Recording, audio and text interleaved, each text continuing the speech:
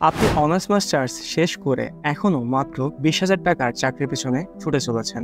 আরেকজন সাধারণ চা বিক্রেতা, টিকটকার আর হিরো আলমের মতো মানুষরা কোটি কোটি টাকা ইনকাম করছে, ঘুরে বেড়াচ্ছে দেশ বিদেশ, আর বড় বড় ব্র্যান্ড তাদের পেছনে ছুটে বেড়াচ্ছে তাদের সাথে কাজ করার জন্য।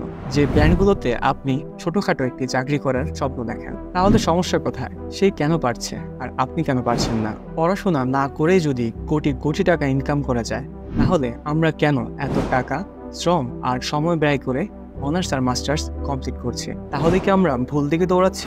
আসলে কোন ষড়যন্ত্রে আটকা পড়েছি আমরা, আর এর থেকে বের হওয়ার উপায় কি? এই সবই জানবো আমরা আজকের ভিডিওতে। আমি রিয়াদ, আপনারা দেখছেন টেকি অক্টোপাস।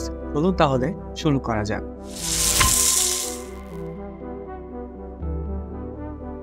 রাস্তার পাশের একজন অশিক্ষিত চা বিক্রেতার ইনকামও মাসে 60 থেকে 70,000 টাকা, যেখানে একজন শিক্ষিত ছেলের ইনকাম বড়জোর 30,000 টাকা।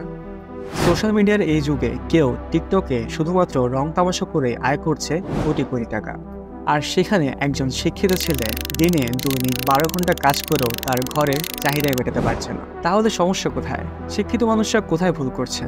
তারা কেন সফল হতে পারছে না? শিক্ষিত মানুষদের মধ্যে একটি সমস্যা হলো তারা কাজ করার আগে নেগেটিভ সাইডগুলো নিয়ে অনেক বেশি ভাবে, আর অতিরিক্ত ভাবতে গিয়ে তারা কাজ শুরুই করতে পারে না। কিন্তু অপরদিকে যারা তুলনামূলক কম শিক্ষিত, তারা শুধুমাত্র একটি পজিটিভ দিকের আশায় 100টি কাজ করে ফেলে, আর দিন শেষে এই 100টি কাজের মধ্যে যদি তারা একটি কাজের মধ্যেও সফল হয়, তাহলে তারা বেরিয়ে আসতে পারে এই র্যাট রেস থেকে, যার স্বপ্ন সব শিক্ষিত মানুষরাই শুধুমাত্র দেখে যায়, কিন্তু বাস্তবে আর রূপ দিতে পারে না। তাহলে আমরা এখান থেকে কি বুঝতে পারলাম? শিক্ষিত মানুষের চেয়ে অশিক্ষিত মানুষেরই কিন্তু রিস্ক টেকিং অ্যাবিলিটিটা অনেক বেশি। তারা একটি কাজ শুরু করার আগে চিন্তা করে না তারা এখানে ফেল করলে লোকে কি বলবে। আমাদের মধ্যে এমন অনেক মানুষের আছে যারা কোনো কাজ শুরু করার আগেই তার নেগেটিভ সাইডকে নিয়ে ভাবতে থাকে, আর ভাবতে ভাবতে এই ব্যাপারটি এক পর্যায়ে চলে যায় ওভার থিঙ্কিং এ, আর কাজটি তখন শুরুই করা হয় না।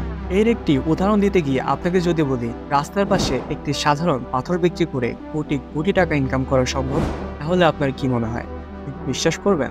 একজন শিক্ষিত মানুষের কি এটি বিশ্বাস করা সম্ভব? চলুন তাহলে এমন একটি গল্প শুনে আসি। একদিন একটি বারে গিরি ডুয়েল ও তার বন্ধুরা মিলে গল্প করছিল, যেখানে তার বন্ধুরা সবাই তাদের পোষার প্রাণীকে নিয়ে অভিযোগ করছিল। সবার অভিযোগগুলো শুনে গিরি ডুয়েল তার পকেট থেকে একটি সাধারণ পাথর বের করে আর বলা শুরু করে, এটি আমার প্যাট্রক, এটিকে নিয়ে আমার কোনো অভিযোগ নেই। আমার এর খাবার দাওয়ার, যত্ন কিংবা পটি কোনো কিছু নিয়ে চিন্তা করতে হয় না, এমনকি আমি একে আমার সব সমস্যা শেয়ার করতে পারি।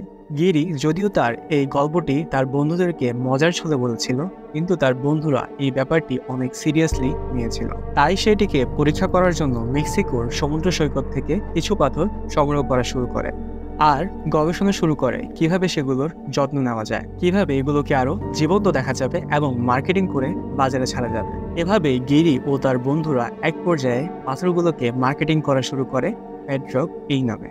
আর আশ্চর্যজনক হলেও এটি সত্যি যে এই হাস্যকর বিজনেস আইডিয়া দিয়ে কোটি কোটি টাকা ইনকাম করে ফেলে গিরি ও তার বন্ধুরা। আমাদের সমাজেও কিন্তু এমন অনেক লোক রয়েছে যারা এই ধরনের কাজ করে থাকে। আপনার আমার মতো সাধারণ লোকেরা তাদেরকে বোকা বলে, তাদেরকে নিয়ে হাসাহাসি করে, কিন্তু দিন শেষে তারাই মানুষের দৃষ্টি আকর্ষণ করতে সক্ষম হয়। যেমনটা হতে পারে হিরো আলম, অপু ভাই কিংবা জায়েদ খান। তাহলে মোরাল অফ দ্য স্টোরি কি?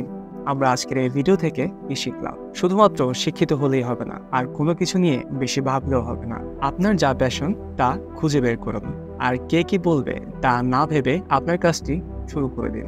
Just do it.